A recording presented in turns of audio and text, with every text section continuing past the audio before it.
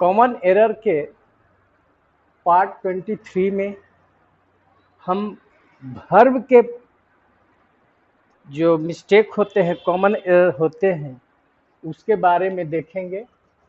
इसमें आपके वर्ब के बारे में। तो पहला क्वेश्चन है आपका कि it is necessary that everybody must have a house. देखिए, यदि वाक्य में नेसेसरी है तो उस वाक्य में मस्ट का प्रयोग नहीं होना चाहिए। यदि वाक्य में नेसेसरी लगा हुआ है तो उसमें मस्ट नहीं प्रयोग करेंगे, बल्कि शुड का प्रयोग करेंगे। ठीक है।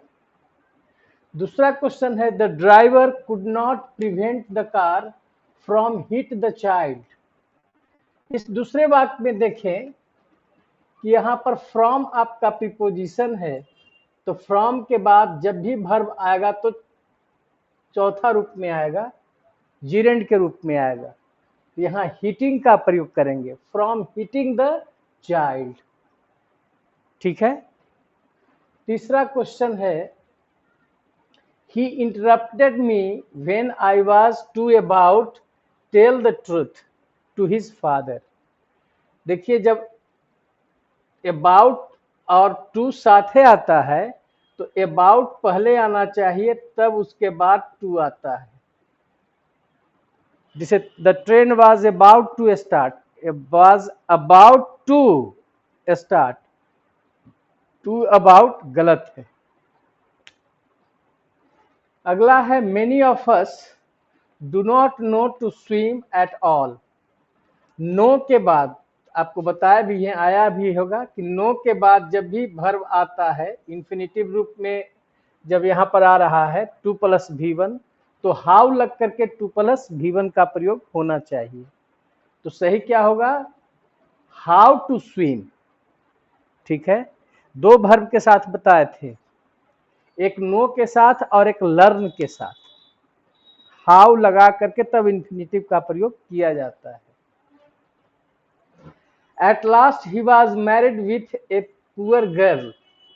देखिए, यहाँ पर मैरिड का प्रयोग जो किया गया है पैसिव वॉइस में किया गया है, तो पैसिव वॉइस में इसके साथ विथ नहीं आता है, बल्कि टू का प्रयोग आता है। जब मैरी वर्ब का प्रयोग पैसिव वॉइस में करते हैं तो इसके साथ टू प्रीपोजिशन लगता है, विथ नहीं लगता है। Being a fine day we went out for a picnic at Rajgir. इसमें देखिए दो वाक्य हैं। तो पहला वाक्य जो डे बता रहा है, डे टाइम, उसके बाद सीन है, ये सब वेदर है। इसको बताने के लिए इसमें इट सब्जेक्ट आना चाहिए। तो यहां पर क्या होगा, it being a fine day, day time scene और वेदर, ये सब बताने में उस वाक्य में सब्जेक्ट के रूप में इट का प्रयोग होना चाहिए। तो सही क्या होगा, it being a fine day. अगला है, the criminal was sentenced to death and was hung for his crime. जब डेथ उसको सेंटेंस कर दिया गया, सजा, तो उसको फांसी दी गई। तो फांसी देना में हैंग का जो रूप आएगा वो हैंग, हैंग्ड, हैंग्ड होता है, तो यहाँ हैंग्ड होगा। और जब हैंग, हंग, हंग होता है तो उसमें टांगना होता है या लटकाना होता है। टांगना या लटकाना का प्रयोग करते हैं। खुट्टी में कोई चीज है उसको टांग देते हैं, तो उसमें इसका प्रयोग किया जाता है। तो यहाँ हैंग्ड होगा। The villagers fled away their houses when they saw the flood water rising। तो फ्लड वाटर जो है वो राइजिंग जब बढ़ रहा था तो गांव वाले उस अपना घर छोड़ करके भाग गए। तो या तो सिर्फ फ्लेड लिखिए, फ्लेड के साथ अवे नहीं लगता है, फ्ली का दूसरा रूप है फ्लेड। या तो रन अवे फ्रॉम लिखिए, या तो सिर्फ फ्लेड लिखिए, न तो रन अवे फ्रॉम। तो रन का दूसरा रूप क्या हो जाएगा, रैन। यहाँ पर ran away from their houses या सिर्फ फ्लेड का प्रयोग करेंगे। फ्लेड के साथ अवे का प्रयोग गलत है। We had swam across the river before sunset. अब यहां पर देखिए कि हैड लगा हुआ है तो वर्ब का तीसरा रूप होगा, जबकि स्वाम दूसरा रूप है। यहां पर स्वम होना चाहिए, स्वम, SWUM, स्वम होना चाहिए। स्विम, स्वाम, स्वम, ऐसे रूप चलता है। अगला क्वेश्चन देखें। When I offered him to help, which he needed, he persisted in refusing it, so I left him to his fate. वाक्य में देखिए when I offered him to help, देखिए offered के बाद डाई ट्रांजिटिव है, मतलब जिसका दो ऑब्जेक्ट हो। him आ गया एक, और एक help है, ऑब्जेक्ट है। तो यहाँ पर जब ऑब्जेक्ट के रूप में आ रहा है, मतलब नाउन के रूप में आ रहा है, तो ऐसे स्थिति में इसके पहले टू का प्रयोग गलत होगा। सिर्फ क्या होगा, ऑफर्ड हिम हेल्प, क्योंकि यह भी ऑब्जेक्ट के रूप में आया है। तो ऑब्जेक्ट के रूप में सिर्फ ऑब्जेक्ट के रूप में कौन आता है, नाउन या प्रोनाउन आएगा। तो नाउन के रूप में जब आएगा तो इसके पहले टू का प्रयोग नहीं होगा। अगला, Would you please stop from smoking while the ceremony is in progress? अब देखिए स्टॉप के साथ प्रीपोजिशन का प्रयोग नहीं होता है। स्टॉप के साथ दो प्रयोग, स्टॉप प्लस जीरेंड या स्टॉप प्लस इंफिनिटिव।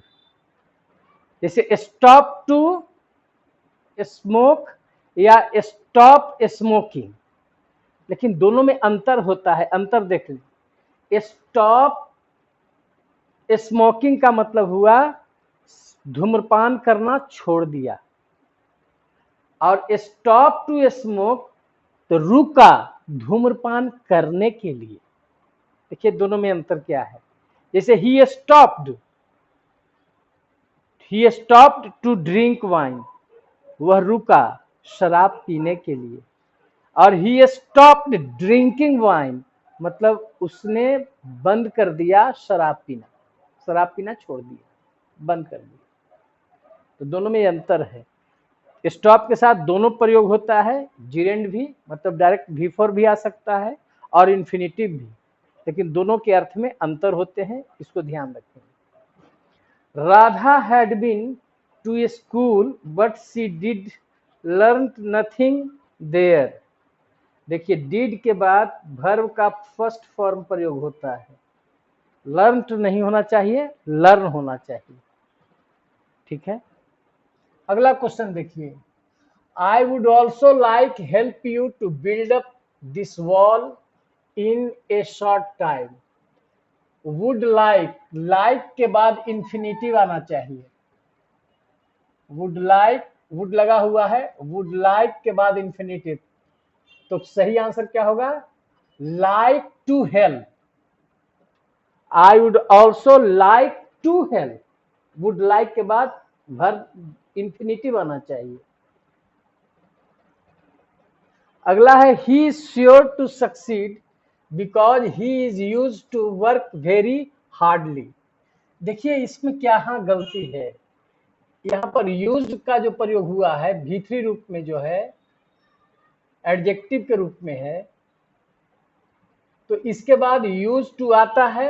अब वर्ब में ing, अब वेरी हार्डली नहीं, वेरी हार्ड, क्योंकि हार्डली का मतलब मुश्किल से होता है, मुश्किल से ही, अर्थात न के बराबर। लेकिन कठिन परिश्रम में हार्ड का प्रयोग करते हैं। तो सही क्या होगा, used to working very hard. Hard और हार्डली एक दूसरे से कोई संबंध नहीं है। हार्ड का मतलब हुआ कठिन, वर्क हार्ड कठिन परिश्रम करना, और हार्डली मतलब मुश्किल से ही, मतलब न के बराबर। Ritesh might has done this with some selfish thought in mind। देखिए might के बाद वर्ब फर्स्ट फॉर्म में आता है, तो फर्स्ट फॉर्म आपका हैव है, हैज नहीं, तो रितेश might have होगा। ठीक है। It being a dark night, देखिए नाइट टाइम बता रहा है आपका, उसके पहले इट लगा है। You must brought at least A pocket torch with your self. Must आपका मॉडल ऑक्सिलियरी वर्ब है, इसके बाद वर्ब फर्स्ट फॉर्म में आना चाहिए, तो यहां ब्रिंग होना चाहिए, तो must bring. You should not be so quick in giving advice lest you will be perceived as interfering in others affairs। देखिए लेस्ट के बारे में आप पढ़े कंजंक्शन में, ऐसा ना हो कि, तो लेस्ट के बाद सब्जेक्ट आ गया यू, और सब्जेक्ट के बाद विल नहीं लगता है बल्कि शुड लगता है, तो लेस्ट के बाद आने वाले वाक्य में सब्जेक्ट प्लस शुड आना चाहिए, तो शुड बी होना चाहिए, विल बी की जगह पर शुड बी। अगला क्वेश्चन है, I can hear the bell ringing but nobody seems to be coming for opening the door. देखिए nobody seems to be coming, कोई आते हुए प्रतीत नहीं होते हैं, किस लिए? दरवाजा खोलने के लिए। तो कोई काम करने के लिए जहां उद्देश्य बताता हो तो फॉर प्लस V4 नहीं बल्कि टू प्लस V1 का प्रयोग करते हैं, तो यहां पर फॉर ओपनिंग के जगह पर टू ओपन। जैसे ही इज कमिंग हियर, वह यहां आ रहा है। फॉर लर्निंग इंग्लिश की टू लर्न इंग्लिश, तो वह यहां आ रहा है अंग्रेजी सीखने के लिए। तो अंग्रेजी सीखना क्या है? पर्पस है, उद्देश्य है। तो किसी कार्य को करने के पीछे अगर उद्देश्य बताना हो तो उद्देश्य फॉर प्लस V4 से नहीं बल्कि टू प्लस V1 से बताया जाता है। तो सही क्या होगा? He is coming here to learn English. I go there to play cricket, for playing cricket गलत होगा। अगला question, the train was moving so fast that we could not see the places properly. देखिए आपका fan जो है वो move करता है, लेकिन ट्रेन बस कार यह मूव नहीं करता है बल्कि रन करता है, तो मूविंग के जगह पर क्या लिखेंगे? रनिंग लिखेंगे। द ट्रेन वाज रनिंग, ठीक है। He was about to telling the investigators the truth when his companion suddenly interrupted him. About to के बाद V1 आता है, यहां पर ये ध्यान देंगे। He was about to tell, the train was about to start, ing नहीं, तो about to के बाद V1 आता है, ठीक है। अगला question, the girls were playing outside the house whereas the boys were sitting inside and played cards. देखिए बात में यहाँ पर क्या है? The girls were playing outside, बाहर खेल रही थी। The house whereas the boys were sitting, लड़के कहाँ बैठे हुए थे? बैठे हुए थे इनसाइड, अंदर बैठे हुए थे, और क्या कर रहे थे? कार्ड खेल रहे थे। तो यही आपका वर्ब है, वेयर सीटिंग इनसाइड एंड, और एंड से फिर जब वर्ब आ रहा है तो इसका आपका हेल्पिंग वर्ब वेयर ही है, तो इसके अनुसार प्लेड नहीं होगा बल्कि प्लेइंग होगा, ठीक है। अगर मान लीजिए कि यहाँ हैज हैव है तो वर्ब थर्ड फॉर्म में है, और फिर एंड लग करके जो दूसरा वर्ब आवेगा तो हैज के अनुसार ही वह थर्ड फॉर्म में रहेगा। तो इसको ध्यान रखना है कि जब दो वर्ब एंड से जुड़े हुए हो तो पहला वर्ब जिस हेल्पिंग वर्ब के अनुसार आ रहा है तो एंड के बाद दूसरा वर्ब उसी हेल्पिंग वर्ब के अनुसार होता है, ठीक है। जैसे ही came and helped us, he was standing, वह खड़ा था, he was standing and thinking something, thinking, he was standing and thinking something, ठीक है। The pen is very good but it costed me 30 rupees. देखिए यहां पर कॉस्ट वर्ब है, costed लिखा गया है, जबकि कॉस्ट का तीनों रूप कॉस्ट ही चलता है, कॉस्ट कॉस्ट कॉस्ट। इसलिए अगर पास्ट में यहाँ पर बनाना पड़ रहा है तो कॉस्ट ही लिखेंगे। कॉस्ट का तीनों वर्ब फॉर्म कॉस्ट ही होता है, कॉस्टेड नहीं होता। तो यहाँ पर सिर्फ कॉस्ट का प्रयोग करेंगे। But it cost me 30 rupees. अगला है this picture needs to be hanged on the wall. इस तस्वीर को दीवार पर टांगने की जरूरत है। तो जब टांगने की बात होती है तो हैंग का दूसरा रूप और तीसरा रूप ये पैसिव वॉइस में है तो थर्ड फॉर्म हो जाएगा। तो हैंग लटकाना और टांगना में, लटकाना या टांगना में हैंग के बाद हंग दूसरा रूप और तीसरा रूप भी हंग होगा। यदि फांसी देना के अर्थ में हो तो पहले बता दिए, फांसी देना में हैंग का दूसरा रूप हैंग, तीसरा रूप भी हैंग्ड होगा। तो हैंग का दो अर्थ है और दोनों अर्थ में उसका दूसरा और तीसरा रूप अलग अलग होता है। ठीक है, फिर से समझ लें। हैंग मतलब फांसी देना, तब दूसरा रूप हैंग्ड और तीसरा रूप हैंग्ड हो जाएगा। अगर लटकाना है या टांगना है किसी चीज को तब हैंग का दूसरा रूप हंग और तीसरा रूप भी हंग होगा। इस तरह से यहाँ से हमने आपका वर्ब से कॉमन मिस्टेक शुरू किया है और इसका भी मतलब मोटा मोटी लगता है कि इसका भी आपका पार्ट 23, पार्ट 24, पार्ट 25 बताएंगे, उसमें सब वर्ब का ही प्रयोग आपका रहेगा।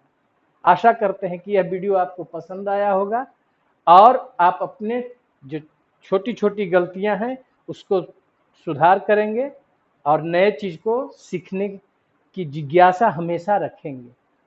ठीक है, धन्यवाद।